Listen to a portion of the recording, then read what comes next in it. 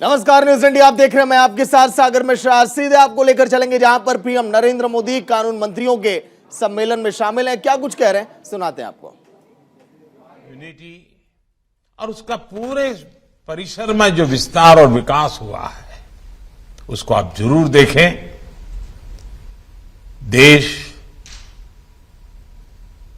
बहुत तेजी से आगे बढ़ने के लिए अब तैयार है। आपके पास जो भी जिम्मेवारी है उसको आप बखूबी निभाएं, यही मेरी आपको शुभकामनाएं हैं। बहुत बहुत धन्यवाद।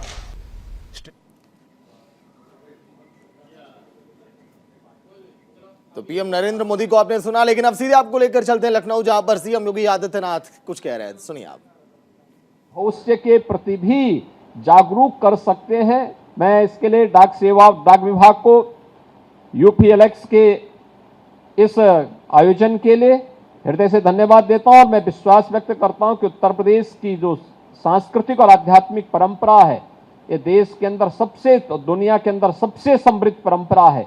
इस परंपरा को इस प्रकार के डाक टिकट और स्पेशल कवर के माध्यम से संरक्षित किए जाने की आवश्यकता है, जिससे आने वाली पीढ़ी के लिए सहज और सरल तरीके से, क्योंकि जब हम लोग बहुत सिद्धांतों में पढ़ते हैं तो वह कठिन हो जाता है, लेकिन जब हम उसे ग्राफिक्स के माध्यम से प्रस्तुत करते हैं या कोई चित्र के माध्यम से उस समय की किसी एक घटना को ध्यान में रख करके जब हम लोगों का ध्यान आकर्षित करते हैं तो लोग आसानी से उसको समझ जाते हैं। और मुझे लगता है आसानी से समझाने का सबसे अच्छा माध्यम उस समय की किसी घटना को या किसी चित्र को ध्यान में रखकर या ग्राफिक के आधार पर हम उसको कर पाएंगे तो गागर में सागर का काम वो करने लग जाएगा। और ये सभी कार्यक्रम गागर में सागर कर भरने और इतिहास को समेट करके उसको संरक्षित करने का एक प्रयास हो सकता है। मैं इस पूरे कार्यक्रम के प्रति अपनी शुभकामनाएं देता हूं। धन्यवाद। जय हिंद। अनेक धन्यवाद। तो सीएम योगी को आपने सुना। फिलहाल लखनऊ में इस वक्त लगातार जो संबोधित कर रहे थे सीएम योगी का ये कहना कि आने वाले दिनों में और भी बेहतर इस दिशा में काम करेंगे, जिस तरह से प्रदेश के हित में काम हो रहा है निरंतर। उद्घाटन कार्यक्रम में शिरकत की सीएम योगी ने।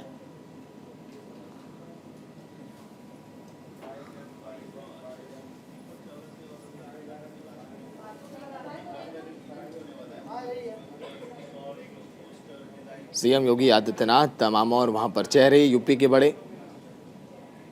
देखिए उद्घाटन एक कार्यक्रम का।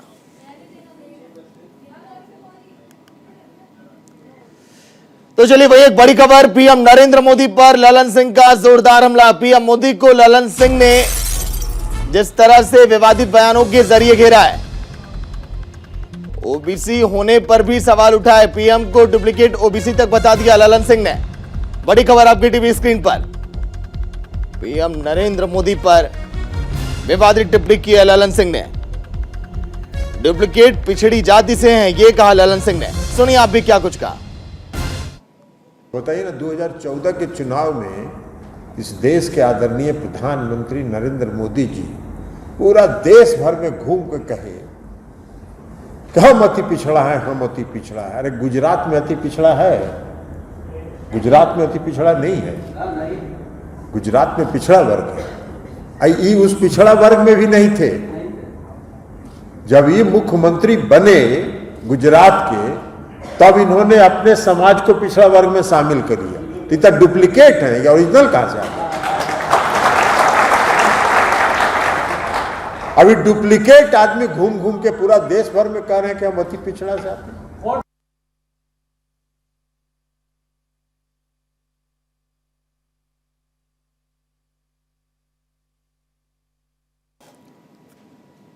वहीं ललन सिंह के बयान पर बीजेपी ने पलटवार किया। बीजेपी का कहना है कि जेडीयू खत्म होती जा रही है, इसीलिए लगातार इस तरह के बयान सामने आ रहे हैं। सुनिए आप।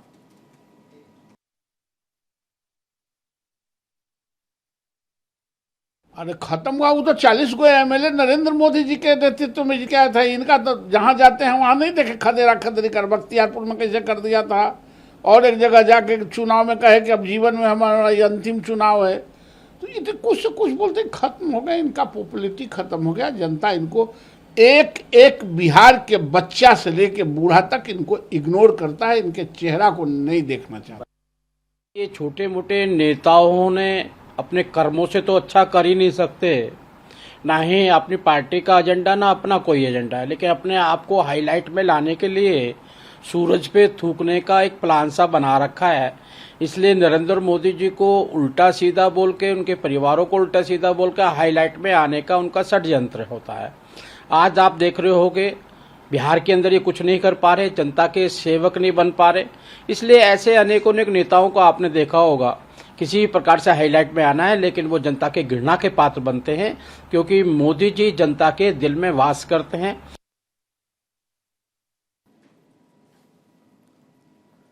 तो ललन सिंह जिन्होंने ये कहा कि अगर कोई 10 सालों तक प्रधानमंत्री है तो उसको हिसाब किताब देना होगा। राजीव रंजन प्रवक्ता जेडीयू से फोन लाइन पर। राजीव जी स्वागत है न्यूज इंडिया में। जी धन्यवाद। राजीव जी ये कहा जा रहा है बीजेपी की तरफ से, जो ललन सिंह ने बयान दिया कि आप लोग की पार्टी खत्म हो रही है इसलिए आप लोग कुछ भी बोले जा रहे हैं, ऐसा है क्या? देखिए, हमारी पार्टी का जो नेतृत्व है ना, उसकी स्वीकार्यता पूरे देश में, और ये जो बेचैनी बढ़ी है 9 अगस्त के बाद, भारतीय जनता पार्टी के नेताओं को ये पता हो गया है कि जिस राज्य में उन्हें 39 सीटें मिली थी वहां वो दोहरे अंक तक भी नहीं पहुंच पाएंगे, और शायद इसीलिए बदहवासी और बौखलाहट में इस तरह के बयान वो दे रहे हैं। सर बीजेपी तो ये भी कहेगी कि अन्य राज्यों में जो आपके नेता बीजेपी में शामिल हो गए, बिहार में जब आप लोगों ने बीजेपी से दामन आपने बताइए छोड़कर उधर हाथ मिला लिया आरजेडी से, तो ये तो बीजेपी कहेगी ना कि आप लोग का यहाँ पर साफ हो रहा है, जनाधार थोड़ा कम हो रहा है, तब आप लोग इस तरह का स्टैंड उठा रहे हैं, सवाल उठा रहे हैं। देखिए, भारतीय जनता पार्टी को लोकतंत्र और लोकतांत्रिक मूल्यों की परवाह नहीं है। मणिपुर या अरुणाचल में जो कुछ भी हुआ है वो पूरे देश को पता है, और मुझे नहीं लगता। राजीव जी लौट कर आऊंगा। सम्राट चौधरी विधान परिषद में बीजेपी के नेता है। सम्राट जी स्वागत है न्यूज इंडिया में। जी नमस्कार। सम्राट जी, राजीव रंजन जी हैं फोन लाइन पर, जेडीयू के नेता। ये कह रहे हैं कि आप लोग की पार्टी का जो है सुपड़ा आने वाले दिनों में धीरे धीरे साफ हो जाएगा, और अगर अति पिछड़ा वर्ग से पीएम नरेंद्र मोदी हैं जो उन्होंने बात कही थी, तो गुजरात में तो इस तरह की कोई जाति ही नहीं है, ये बोला है ललन सिंह ने। देखिए, ललन सिंह जी का मानसिक दिवालियापन का ये प्रतीक है, और ललन सिंह जो बयान दे रहे हैं लगातार, वो बड़ा स्पष्ट दिखता है। बेसिकली ललन सिंह जी उन्हें आज से 30 साल पहले रूटीन कलर के तौर पर वो जॉब करते थे, तो उनको अभी तक वो मानसिकता से निकल नहीं पाए। इतने दिनों से सांसद और एमएलसी रहे हैं, वो उस मानसिकता का जो गुलामी का मानसिकता उससे निकल नहीं पाए। राजा के गुलाम के तौर पर आप ये समझिए, इतना बड़ा सफेद झूठ बोलने वाली सरकार मैंने कभी देखा ही नहीं। पूरा 200% जिस व्यक्ति के गलती से पूरे अति पिछड़ों का सम्मान घटा, वो व्यक्ति बार बार कह रहा है कि हम जो है 2005 में आपने कानून बनाए, इसमें कौन कह रहा है कि नहीं? ठीक है सम्राट जी, राजीव रंजन जी भी है जेडीयू की तरफ से, आप ही के सवाल पे पूछ लें। राजीव जी, ये 2020 का 5 का मामला नहीं है, ये 2022 का है। सुप्रीम कोर्ट के आदेश को यदि नहीं मान सकते हैं तो आप कहाँ अफगानिस्तान के कानून को मानेंगे क्या? ये हिंदुस्तान है, हिंदुस्तान की बात बोलिए राजीव जी। राजीव जी, किसी के इशारे पर ही ललन सिंह कर रहे हैं क्या?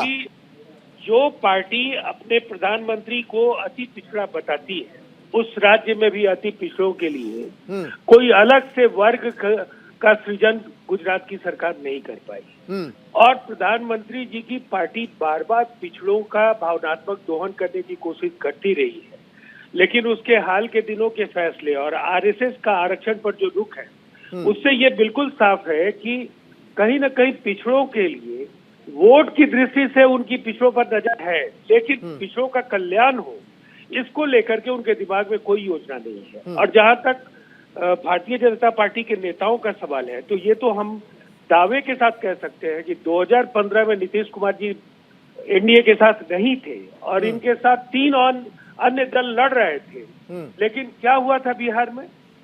53 सीटों पर भारतीय जनता पार्टी नहीं, तो बाद में क्यों बीजेपी के साथ आना पड़ा? आप लोगों ने इतना बड़ा जनाधार अपने साथ रखा था, तो 2020 में साथ में रहकर क्यों चुनाव लड़ना पड़ा आपको साथ में?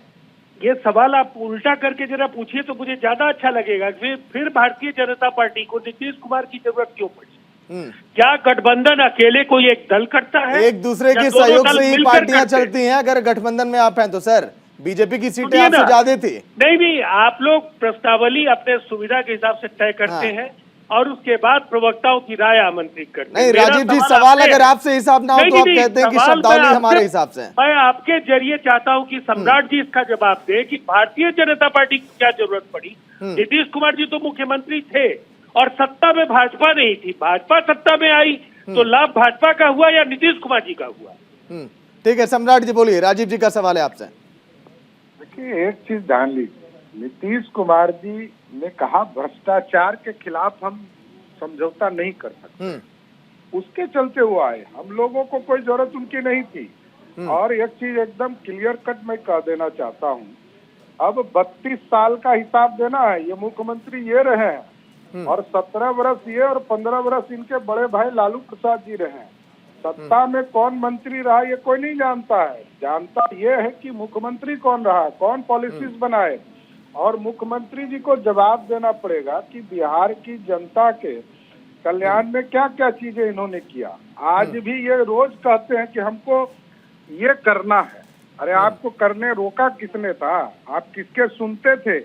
हम लोग तो सरकार में मंत्री रह के, भाई साहब सागर जी, हम लोग तो सरकार में रह के मंत्री के तौर पर इनको कैबिनेट में कई बार चीजों के लिए बोलना पड़ता था, लेकिन ये सुनने के लिए तैयार नहीं है। ये सिर्फ अपनी बात करते हैं। ये कोई सिद्धांत नहीं है। गांधी जी के सपने जो सिद्धांत थे उसको भूल गए, जेपी के सिद्धांत भूल गए। ये किसी के सिद्धांत नहीं, सिर्फ इनको कुर्सी चाहिए।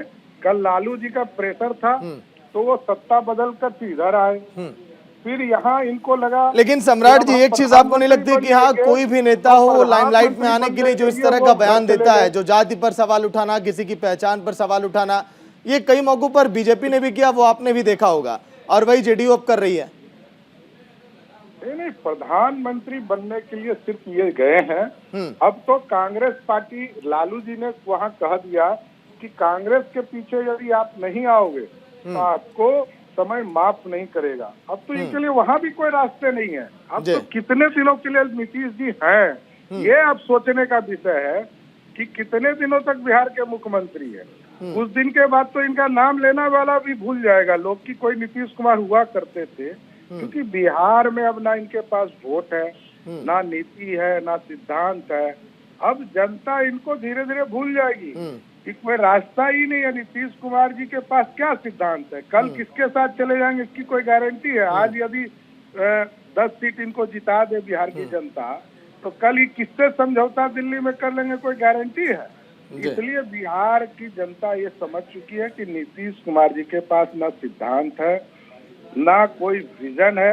बिहार को अब धीरे धीरे ये चलिए, बिल्कुल सम्राट जी, क्या करेंगे? यही तो सियासत है। जब तक बीजेपी के साथ थी जेडीयू, आप लोग बहुत अच्छे थे, लेकिन अब तो अलग हो गई है ना जेडीयू, और बिहार में आरजेडी के साथ सरकार चला रही है, तो फिर इस तरह के बयान आते रहेंगे। शुक्रिया बातचीत के लिए न्यूज इंडिया में।